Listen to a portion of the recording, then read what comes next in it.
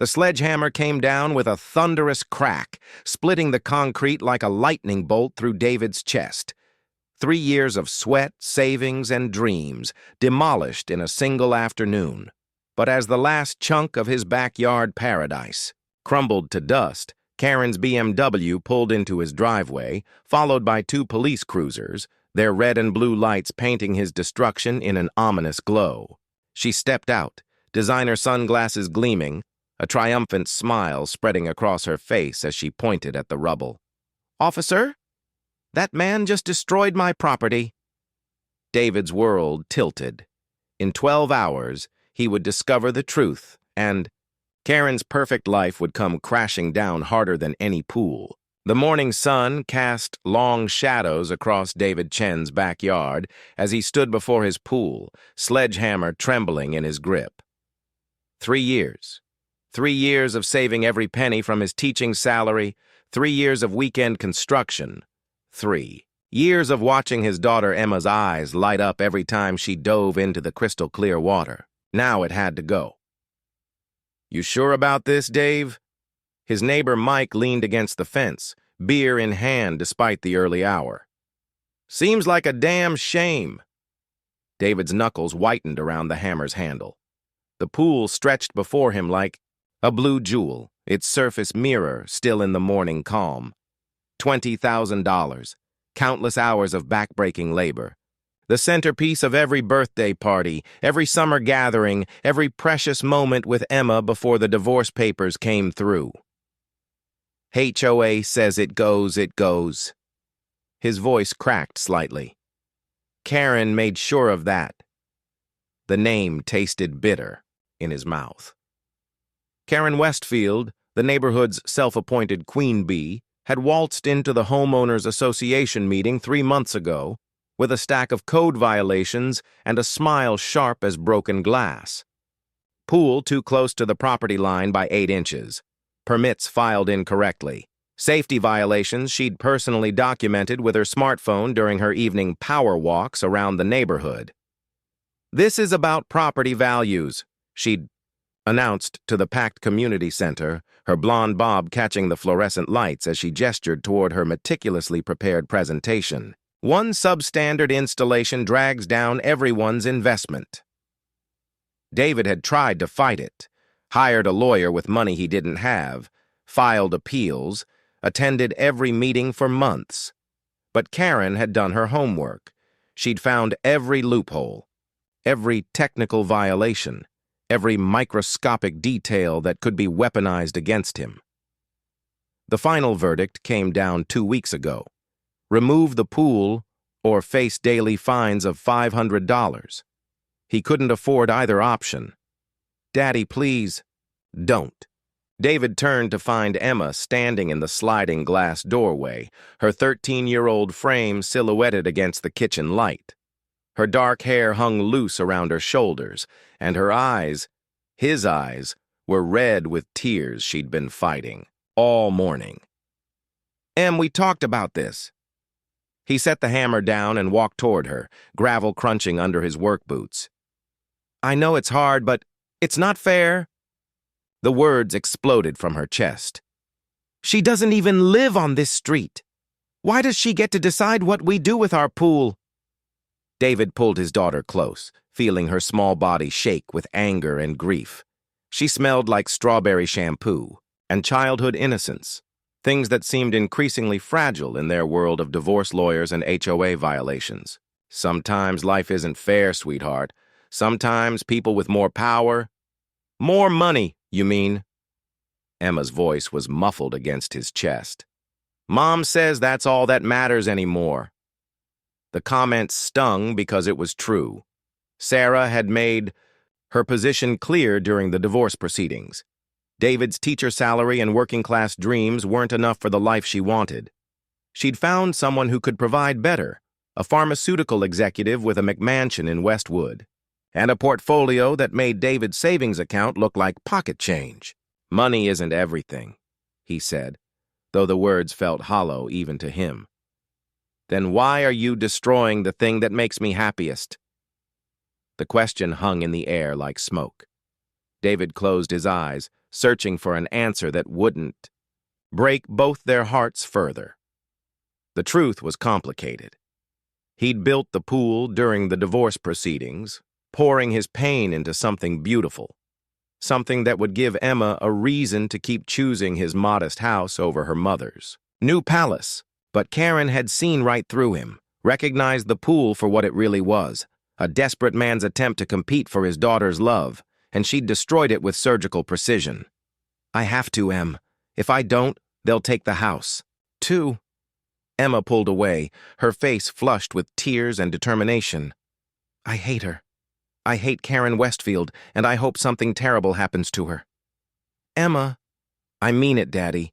She's evil." Before David could respond, Emma spun around and stalked back into the house, the sliding door slamming behind her with enough force to rattle the windows. David stood alone in his backyard, surrounded by 3 years of memories and facing their destruction. The sledgehammer felt heavier when he picked it up again. "Just get it over with," Mike called from the fence. "Like ripping off a Band-Aid." David positioned himself at the pool's edge, where the concrete coping met the raised flower bed. This was the violation Karen had found, 8 inches too close to the property line according to a city code from 1987 that nobody had enforced in decades. 8 inches, that would cost him everything. He raised the hammer. The first blow sent shock waves up his arms and chips of concrete flying in all directions. The sound echoed through the neighborhood like a gunshot, causing birds to scatter from nearby trees. He struck again and again, each impact releasing months of frustration and powerlessness.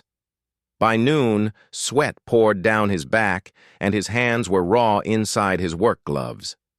The pool's beautiful blue tiles lay in shattered pieces around his feet, creating a mosaic of destruction. The concrete walls cracked and crumbled under his relentless assault, and murky water began seeping into the surrounding soil. "Daddy, lunch is ready!" Emma's voice carried from the house, but she didn't come outside. She hadn't watched a single blow, couldn't bear to witness the destruction of her summer paradise. David understood. If someone were destroying his dreams, with a sledgehammer, he wouldn't want to watch either. He took a break, sitting on what remained of the pool's edge and surveying the damage. Half demolished, the pool looked like a war zone, its broken walls and scattered debris testament to one woman's crusade for neighborhood conformity. His phone buzzed with a text from Sarah. "Emma says you're tearing down the pool. Good. Maybe now you'll focus on being a father instead of trying to buy her love." The message hit harder than any blow from the sledgehammer. David deleted it without responding and returned to his work. By 3 o'clock, the pool was gone. $20,000 and 3 years of labor reduced to rubble and stagnant water. David stood amid the destruction, his entire body aching, his heart hollow. The backyard looked enormous now, empty and scarred like a battlefield after the soldiers had gone home. He was loading debris into his truck when the BMW appeared. Karen Westfield's white luxury sedan pulled into his driveway like she owned it, followed immediately by 2 police cruisers. David froze, a chunk of broken concrete in his hands, as the vehicles arranged themselves in his driveway with military precision. Karen emerged from her car wearing designer sunglasses and a cream-colored blazer that probably cost more than David made in a month. Her blonde bob was perfect, despite the afternoon heat, and her smile was the kind that meant someone was about to have a very bad day. 2 officers exited their vehicles. One older, weathered-looking sergeant, and a younger officer who looked like he'd rather be anywhere else. They approached David with professional caution, their hands resting near their service weapons. "David?" "Chen?" the sergeant asked. "That's me." David set down the concrete chunk and wiped his dusty hands on his jeans. "What's this about?" Karen stepped forward, her heels clicking against his driveway. "Officers, this man has just destroyed my property. I want him arrested for vandalism and theft." The words hit David like a physical blow. "Your property? This is my backyard, my pool. Actually, Karen interrupted, pulling out her phone and scrolling through a folder of documents. According to the survey I had commissioned last month, that pool was built 12 inches onto my property. Not 8 inches from the property line, 12 inches over it. On my land. The younger officer looked confused. Ma'am, if the pool was on your property, why didn't you mention this during the HOA proceedings?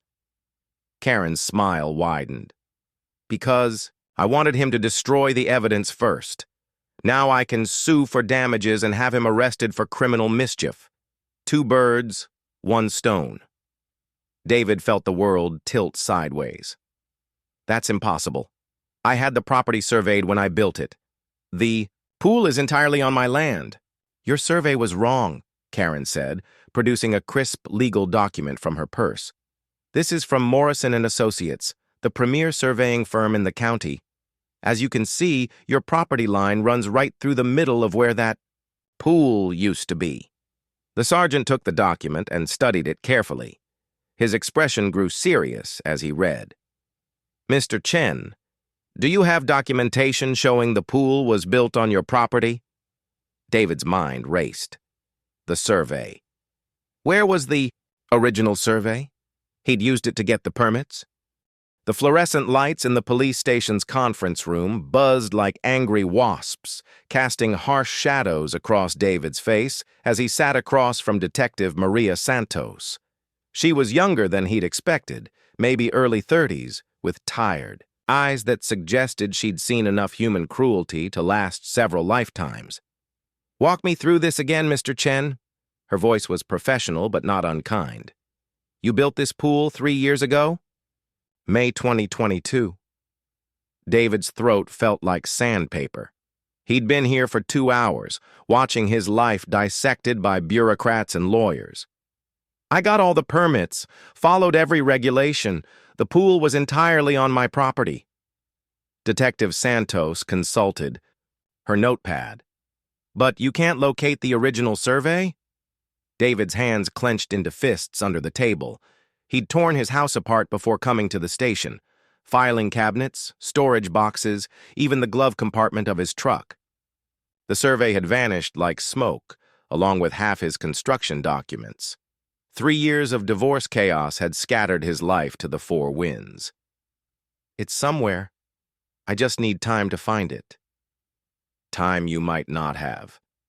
Santos leaned back, in her chair.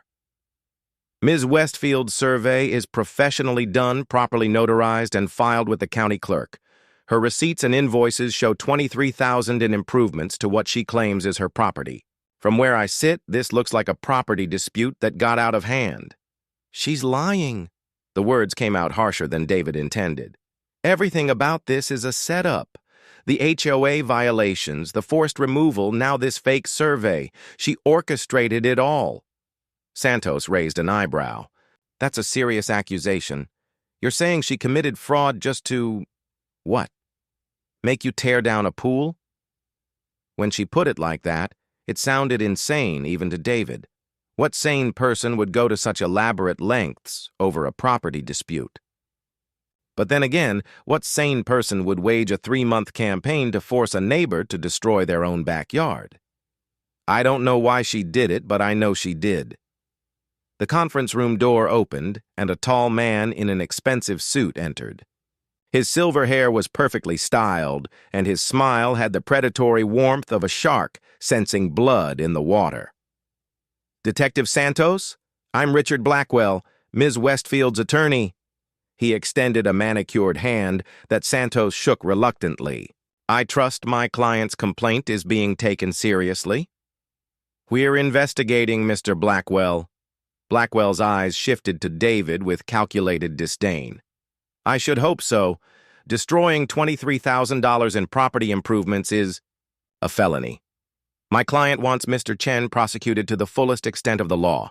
Your client's property claim hasn't been verified yet, Santos replied evenly. The survey speaks for itself. Morrison & Associates is the most respected surveying firm in the state. Their findings are unimpeachable.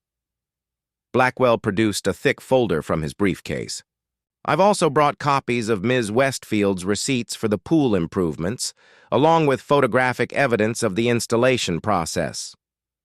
David's blood turned to ice as Blackwell spread photographs across the table. There was his pool under construction.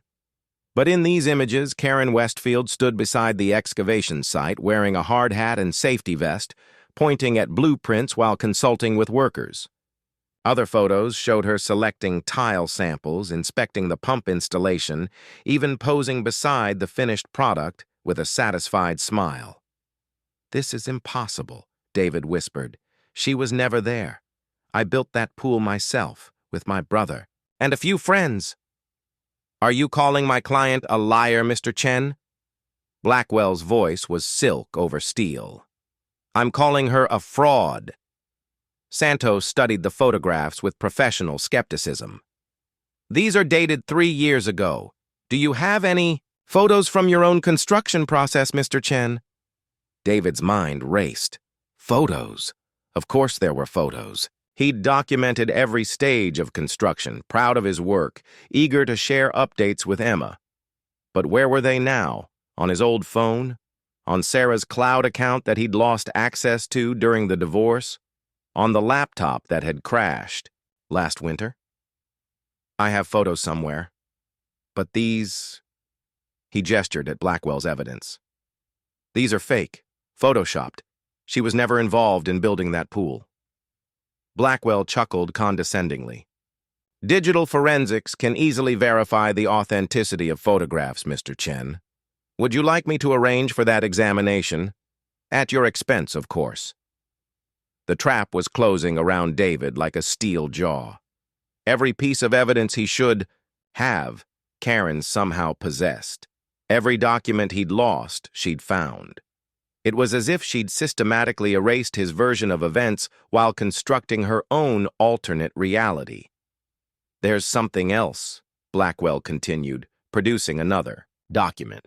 "Ms. Westfield has filed a civil suit for damages, seeking full restitution for the destroyed improvements, plus punitive damages for the emotional distress this has caused her.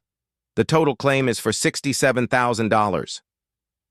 The number hit David like a sledgehammer to the chest. $67,000. More money than he made in a year. More than his house was worth. It might as well have been $67 million. "She can't do this," he said weakly. "She can and she has," Blackwell replied. "Unless, of course, you'd like to discuss a settlement." Santos intervened before David could respond. "Mr. Blackwell, your client can pursue civil remedies separately. Right now, I'm investigating a criminal complaint." "Of course, Detective. I simply wanted Mr. Chen to understand the full consequences of his actions." Blackwell's smile was razor sharp. "We'll be in touch." After the lawyer left, Santos poured David a cup of coffee from the machine in the corner. It tasted like burnt rubber, but he drank it anyway, grateful for something to do with his shaking hands. "Tell me about your relationship with Ms. Westfield," Santos said. "Any history between you two?" David thought back to his first encounter with Karen, 6 months after moving into the neighborhood. She'd appeared at his door with a clipboard and a smile that didn't reach her eyes, explaining the community standards that weren't exactly rules, but were strongly encouraged. Things like keeping grass at specific heights, using only approved mailbox designs, and maintaining flower beds year-round. He'd politely declined to join the unofficial beautification committee, explaining that he worked 2 jobs and barely had time for basic maintenance. Her smile had frozen for just a moment before returning to full wattage. "Everyone finds time for what matters to them, Mr. Chen." "No real history," he told Santos. "She runs the HOA like her personal kingdom, but I mostly stayed out of her. Way until the pool issue." "What triggered that?" David rubbed his temples, trying to ease the headache that had been building all afternoon. "Emma started inviting friends over to swim. Kids from the neighborhood. Nothing crazy. But Karen complained about the noise, the parking, kids walking across her precious lawn. She started documenting everything. Noise levels, how many cars, how late they stayed. And then? Then she found the violations, or created them. I'm still not sure which. Santos made notes in her pad. Mr. Chen, I have to ask, is there any possibility you made a mistake about the property line? Even good people sometimes get things wrong. The question stung because David had asked himself the same thing 100 times over the past 3 months. But he remembered the day he'd staked out the pool location, measuring and remeasuring against the survey markers, being absolutely certain he was well within his boundaries. He'd been obsessively careful because he knew how expensive mistakes could be. No possibility, he said firmly. That pool was on my property. Santos closed her notepad. I'm going to recommend we hold off on charges until you can locate your original survey and construction documents. But Mr. Chen, if you can't produce evidence supporting your version of events, the DA is going to have to decide whether to prosecute based on what we have. How long do I have? 48 hours. Maybe 72 if I can convince my lieutenant you're cooperating. David stood on unsteady legs. 3 days to find documents that might not exist anymore to prove his innocence, against an opponent who'd outplayed him at every turn. 3 days to save his daughter from watching her father get arrested as a criminal. Detective Santos, why would she do this? Even if the money matters to her, why go to these lengths? Santos studied him for a long moment. In my experience, Mr. Chen, when someone goes this far to destroy another person, it's not really about money or property or any rational dispute. It's about power, and some people will do anything to prove they have it. As David walked out of the police station into the fading afternoon light, his phone buzzed with a text from Emma. Mom says I have to stay with her tonight because you might get arrested. Is that true? Before he could respond, another message appeared, this one from Sarah. I heard about the police.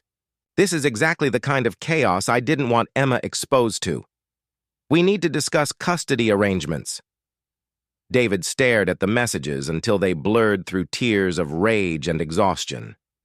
In the span of 12 hours, he'd lost his pool, his savings, possibly his freedom, and now Karen's machinations were threatening to cost him his daughter, too. He was about to put the phone away when it buzzed one more time.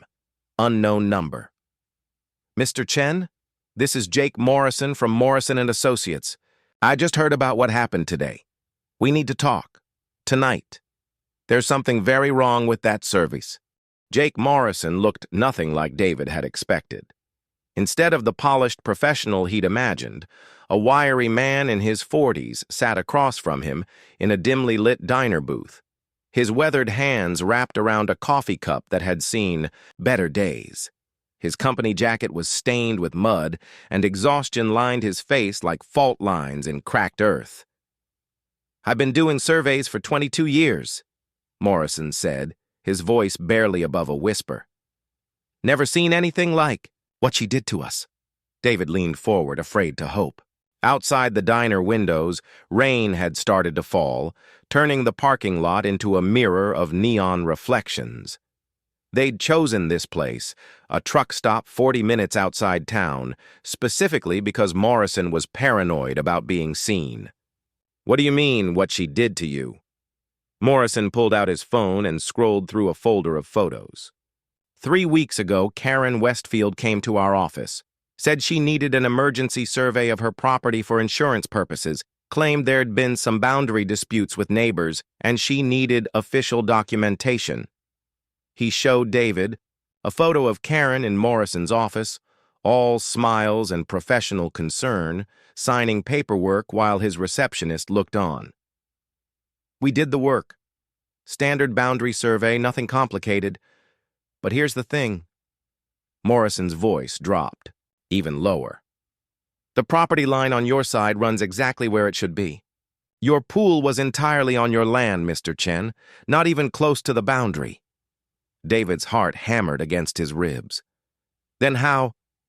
She came back 2 days later, said she'd found an error in our measurements, that we needed to redo the survey, offered to pay double our usual fee for rush service.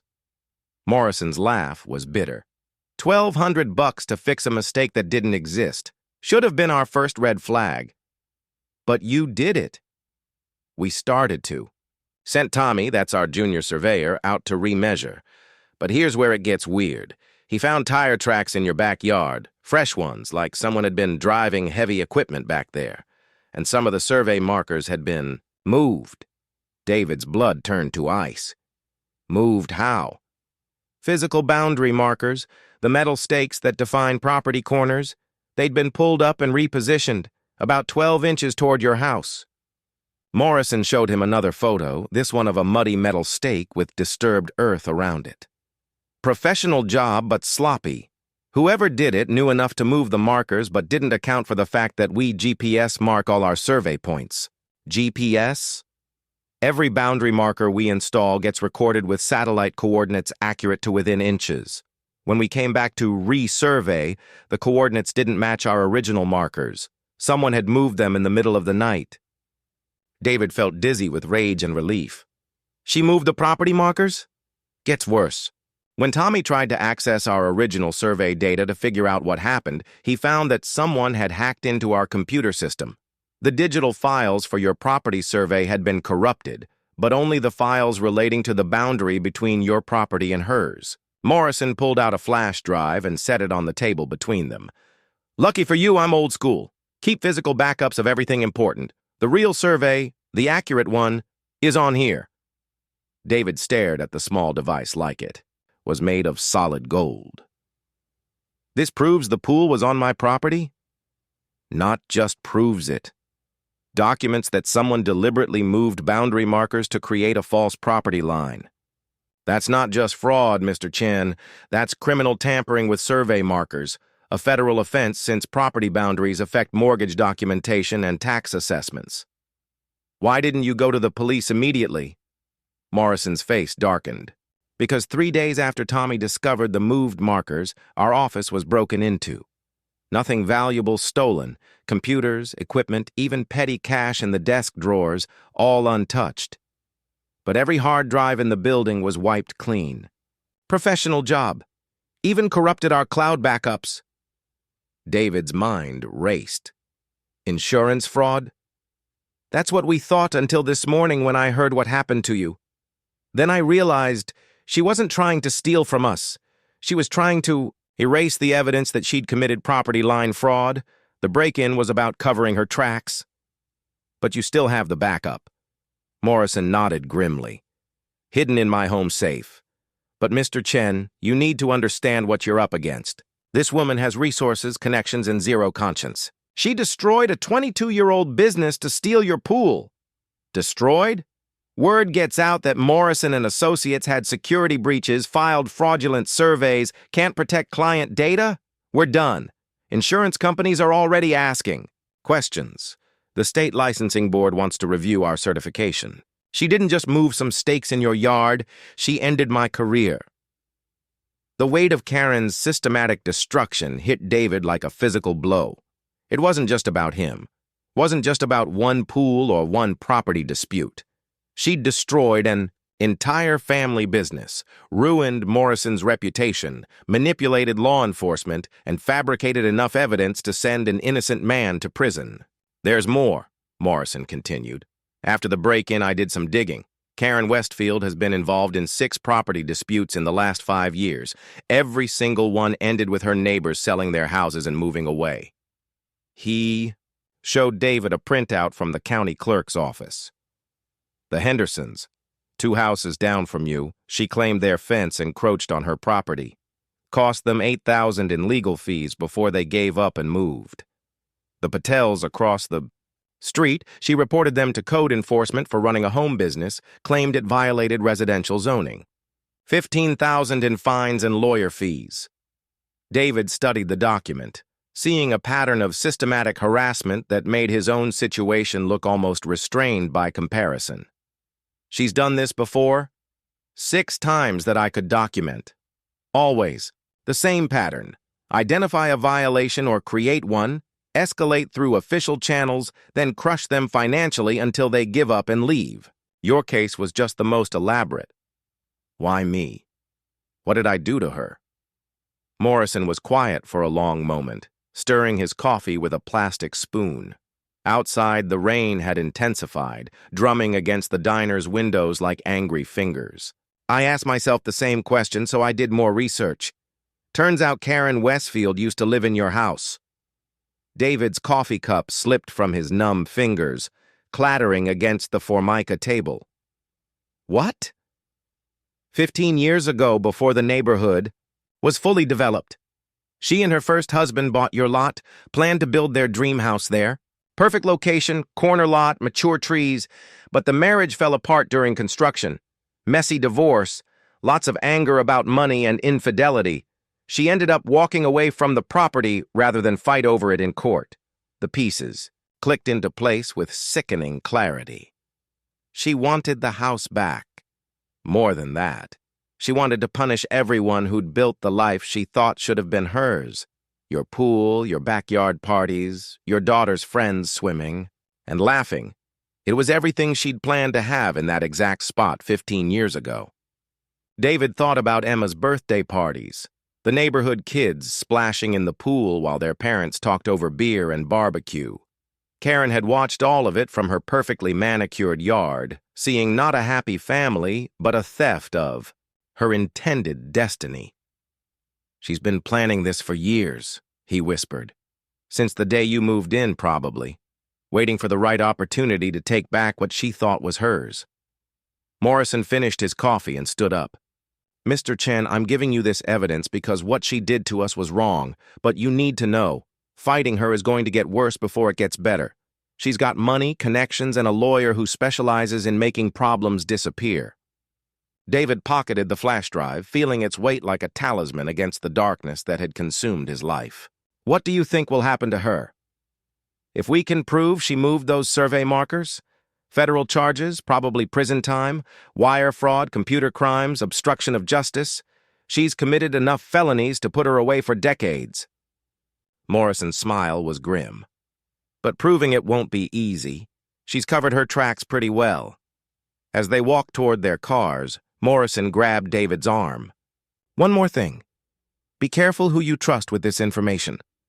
Karen Westfield has eyes and ears all over this town. The wrong person finds out what you know, and that evidence might disappear, just like our computers did.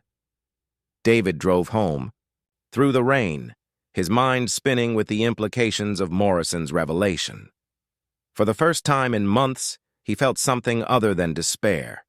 Not hope, exactly, but a fierce determination to fight back against the woman who'd tried to destroy him. But as he pulled into his driveway, he noticed Karen's BMW parked across the street, its engine running, windshield wipers moving rhythmically in the darkness. She was watching his house, waiting to see what his next move would be. David sat in his truck for a moment, the flash drive burning in his pocket like a live coal. Tomorrow, he would take Morrison's evidence to Detective Santos. Tomorrow, the real battle would begin. But tonight, Karen Westfield had no idea that her perfect plan had just developed a fatal crack. And through that crack, justice was about to come pouring in like a flood. Detective Santos stared at the flash drive like it might explode. The police station's evidence room hummed with fluorescent anxiety as she, David, and Jake Morrison huddled around a computer terminal, the weight of 15 years of calculated. Revenge spread across the screen in GPS coordinates and survey data. "This is extraordinary," Santos murmured, scrolling through Morrison's files. "She moved federal boundary markers. That's not just property fraud, that's a federal crime with mandatory minimum sentencing," Morrison nodded grimly. 5 to 10 years minimum. More if you factor in the computer crimes, the business destruction, the systematic harassment of neighbors. David felt a savage satisfaction burning in his chest. After 3 days of feeling powerless, watching Karen's web of lies tighten around him like a noose, he finally had ammunition to fight back. But Santos's next words doused his optimism like ice water. "The problem is proving she did it personally. Her lawyer will claim someone else moved the markers, that she was an innocent, victim of surveying errors." "What about the break-in at Morrison's office?" David asked. "The computer hacking? Circumstantial. Unless we can prove she personally hired someone to commit those crimes, it's just coincidence. Santos closed the file and leaned back in her chair. Don't get me wrong, this is good evidence, but Karen Westfield has been planning this for over a decade. She's not going to crumble the moment we show up with questions. Morrison spoke up. There might be something else. After the break-in, I installed security cameras around my house. 2 nights ago, I caught someone surveilling my property. License. Plate was registered to a private investigation firm downtown. She's having you watched? Gets better. I called the PI company, told them I was thinking about hiring them for a cheating spouse case. The receptionist let slip that their biggest client lately has been some high-end fraud case. Surveillance, computer recovery, background investigations. Big money, she said. Retainer alone was $50,000. Santos's eyes sharpened. You think Karen hired them to cover up the original fraud? I think Karen hired them to destroy everyone connected to it, Morrison replied. Me, my business, Mr. Chen here, probably anyone else who might have inconvenient information about property boundaries in your neighborhood. David's phone buzzed with an incoming call. Sarah's name flashed on the screen, and his heart sank. Nothing good ever came from his ex-wife calling during a police investigation. I need to take this, he said, stepping into the hallway. David, what the hell is going on? Sarah's voice was tight with panic. I just got a call from some lawyer saying you're under investigation for destroying someone else's property. They said Emma might not be safe around you. That's not... Who called you? Blackwell, something like that. He said Karen Westfield is concerned about Emma's welfare, that you've been exhibiting erratic behavior and making threats against his client. David's blood turned molten. I never threatened anyone. He said you showed up at a police station making wild accusations, that you're facing federal charges for property destruction and fraud. David, if this is true, it's not true. Karen's. The one who committed fraud. I have evidence now, witnesses. Evidence of what? David, you tore down a pool with a sledgehammer. While our daughter watched. Sarah's voice cracked with emotion. How does that look to a judge? How does any of this look? The hallway seemed to spin around David as he realized what was happening. Even now, even with proof of Karen's crimes in his hands, she was still 3 steps ahead. While he'd been gathering evidence, she'd been poisoning his reputation with his ex-wife, laying the groundwork to paint him as an unstable father. Sarah, listen to me. Karen Westfield used to own our house. She's been planning this revenge for 15 years. She moved property markers, hired hackers, destroyed evidence. Do you hear yourself right now? You sound paranoid, David. Delusional. I'm not delusional. I have proof. You have proof that some woman you barely know spent 15 years planning to steal your pool? David, that's insane. The terrible thing was, Sarah was right. It did sound insane. The scope of Karen's revenge, the elaborate nature of her deception, the sheer malicious patience required, it was the kind of story that belonged in a thriller novel, not real life. Where's Emma? He asked quietly. Safe. Away from whatever breakdown you're having. I'm not having a breakdown. I'm fighting for our daughter's future. No, David, you're destroying it. Again. Sarah's voice went cold. I'm filing for emergency custody modification. Until you get help, real psychiatric help, Emma isn't safe with you. The line went dead, leaving David alone in a fluorescent hallway that suddenly felt like a tomb. In trying to save his relationship with his daughter, he'd handed Karen the perfect weapon to destroy it completely. He walked back into the evidence room to find Santos and Morrison deep in conversation. They looked up as he entered, and Santos immediately noticed his expression. Bad news?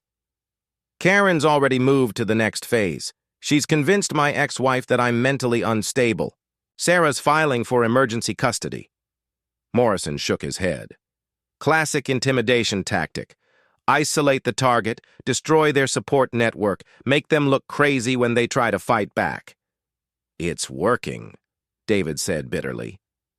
Santos stood up and walked to the window overlooking the station's parking lot. Mr. Chen, I'm going to be straight with you. This evidence is solid, but building a federal case takes time.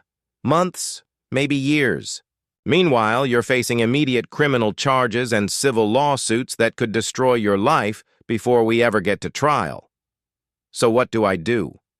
Santos was quiet for a long moment, watching the afternoon traffic move past the police station. When she turned back, her expression was grim. You could take Blackwell's settlement offer. Pay her money. Admit no wrongdoing. Move on with your life. It's not justice, but it's survival. How much money are we talking about? $25,000, according to the offer Blackwell sent this morning. Plus you move out of the neighborhood, within 6 months. David laughed, but there was no humor in it. $25,000 I don't have. To pay for a pool I built on my own property, so I can move away from the house where my daughter grew up. That's Karen's idea of mercy. That's Karen's idea of victory, Morrison corrected. She gets you out of her house, destroys your family, and collects a nice settlement for her trouble. Clean sweep. What if I refuse? Santos consulted her. Notes. Criminal trial on the destruction charges. Civil trial for $67,000 in damages. Custody battle with your ex-wife. Even if you win everything, which is far from guaranteed, you'll be bankrupt and your daughter will have watched you fight a 2-year legal battle that tears apart what's left of your family. The room fell silent except for the hum of fluorescent lights and the distant sounds of the police station. David thought about Emma, probably crying in her mother's house, confused about why her father had become the center of such chaos. He thought about his teaching job, which wouldn't survive a felony conviction. He thought about the modest life he'd built brick by brick since the divorce. All of it balanced on the edge of a cliff, and Karen Westfield held the rope.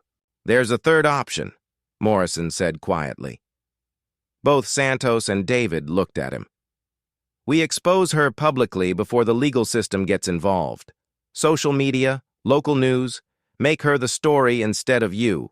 She's committed crimes against multiple families over 15 years. There have to be other victims willing to come forward if they know they're not alone. Santos frowned.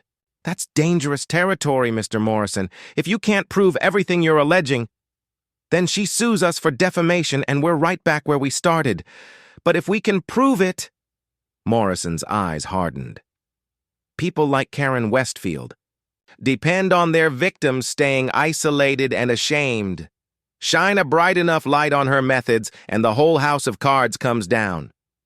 David's phone buzzed with a text message. Unknown number. Saw the news about your legal troubles.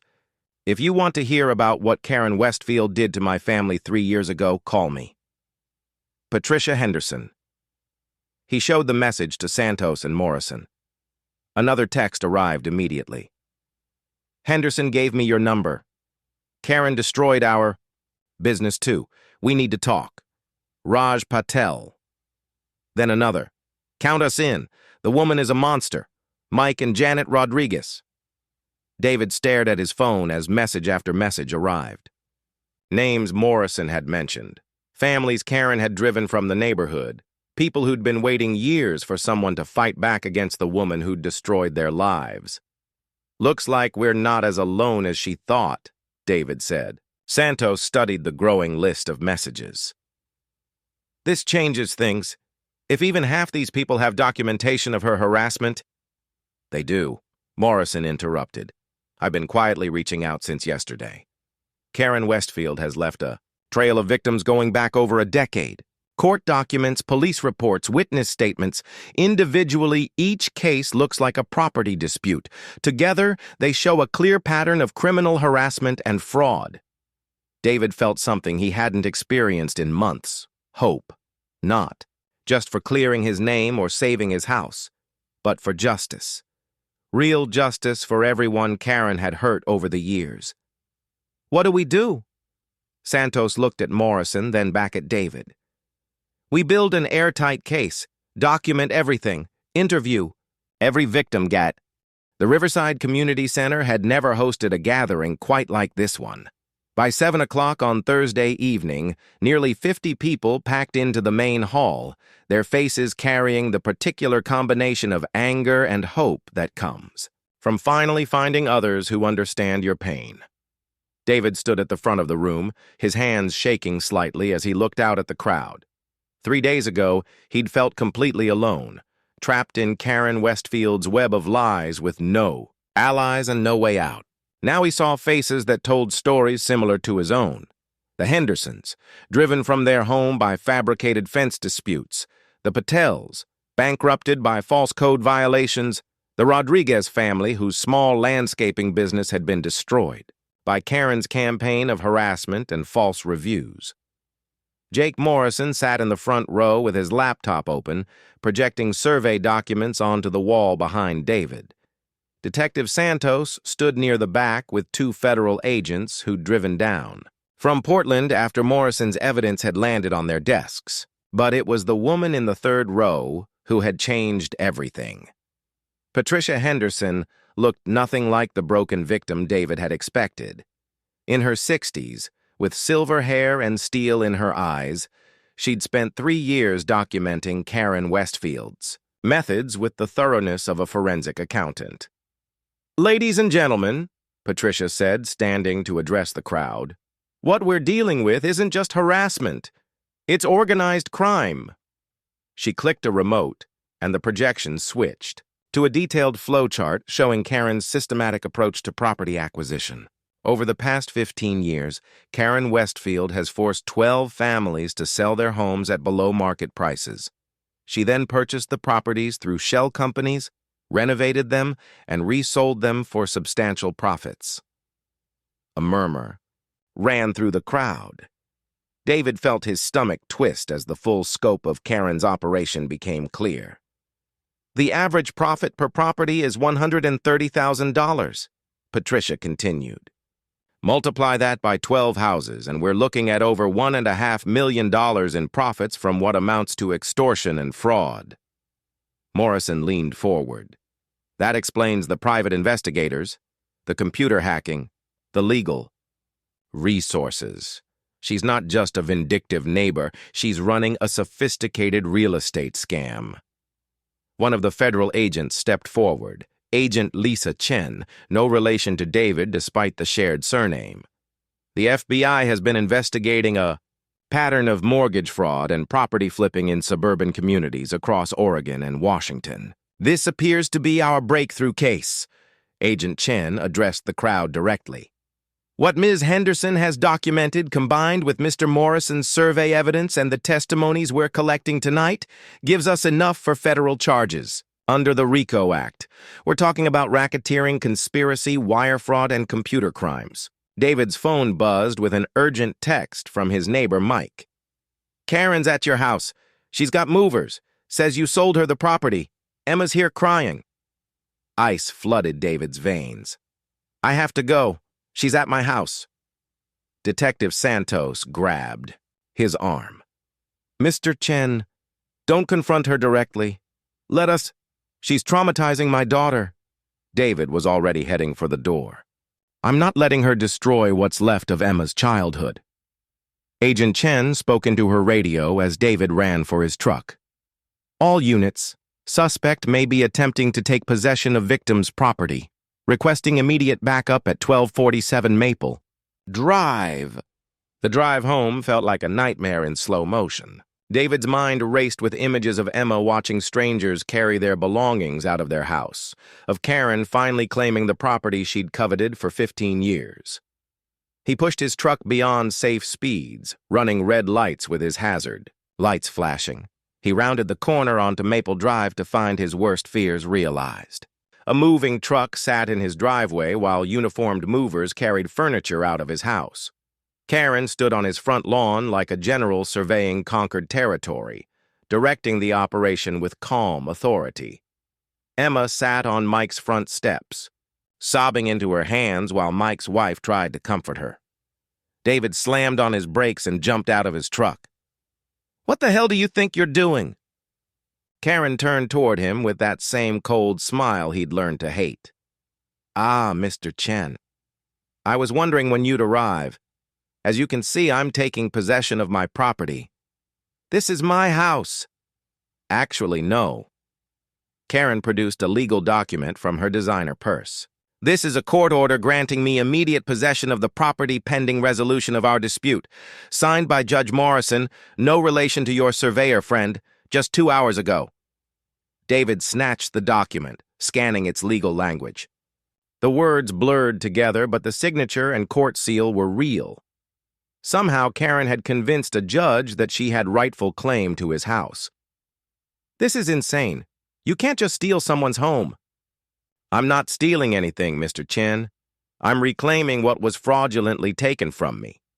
Karen's voice was perfectly reasonable, as if she were discussing the weather. When you built improvements on my property without permission, you created a legal situation called unjust enrichment. The court has simply ordered you to vacate until ownership can be properly determined. Daddy! Emma broke free from Mike's wife and ran toward David. He caught her in his arms, feeling her small body shake with fear and confusion. They said we have to leave. They said the house isn't ours anymore. David held his daughter tight, rage burning so hot in his chest he could barely breathe. Over Emma's head, he saw Karen watching them with something approaching satisfaction. How? He asked quietly. How what, Mr. Chen? How did you get a court order in 2 hours? Karen's smile widened. I've been preparing for this contingency for some time. When I learned you were attempting to gather evidence against me, I accelerated my timeline. Emergency hearings can be arranged quite quickly when you have the right connections. What? Connections? Judge Morrison is my ex-husband's golf partner. We've remained cordial over the years. Karen examined her manicured nails. It's amazing what you can accomplish when you maintain good relationships with people in positions of authority. The corruption was so blatant, so casually admitted, that David felt his worldview crack. This wasn't just about property disputes or personal vendettas. Karen had spent 15 years building a network of influence that let her manipulate the legal system itself. You can't do this to us, Emma sobbed against his chest. Oh, sweetheart, Karen's voice took on a mock-sympathetic tone. Your daddy did this to you. When he chose to build illegal improvements and then destroy evidence, he put your family at risk. I'm simply protecting my property rights. That was when David snapped. He set Emma down gently and walked toward Karen with murder in his eyes. She took an involuntary step backward, her confidence faltering for the first time since he'd known her. You want to know what I think about your property rights? David's voice was barely controlled fury. I think you're a sick, twisted woman who gets off on destroying families. I think you've spent 15 years turning revenge into a business model. And I think you just made the biggest mistake of your pathetic life. Are you threatening me, Mr. Chen? I'm promising you that this ends tonight.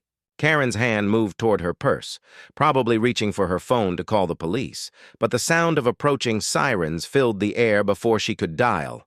6 police cars and 2 federal vehicles screamed around the corner, their emergency, lights turning the suburban street into a disco of justice.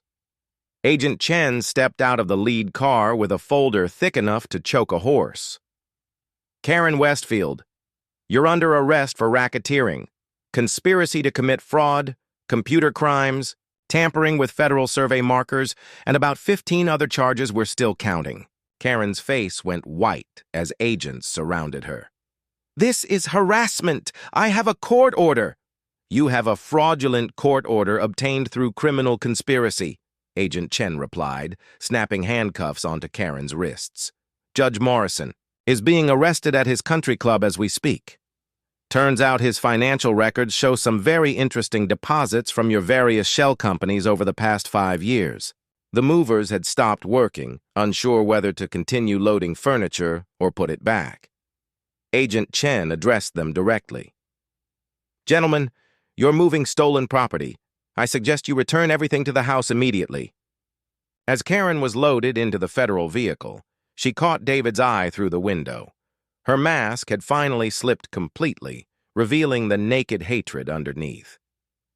"This isn't over," she mouthed. But David was already turning away, gathering Emma in his arms and walking toward their house, their home, as federal agents began the process of dismantling 15 years of carefully constructed lies. Detective Santos approached him as the last of the police cars pulled away. "Mr. Chen, we're going to need you to testify at the federal trial. This is going to be a big case, probably make national news." David looked at his daughter, who had stopped crying and was watching the movers return their furniture with wide-eyed amazement. "Whatever it takes." "One more thing," Santos said with a slight smile. "The federal prosecutor wants to know if you'd like your pool rebuilt at government expense. Turns out when someone commits crimes that force you to destroy your own property, the Victim Compensation Fund cover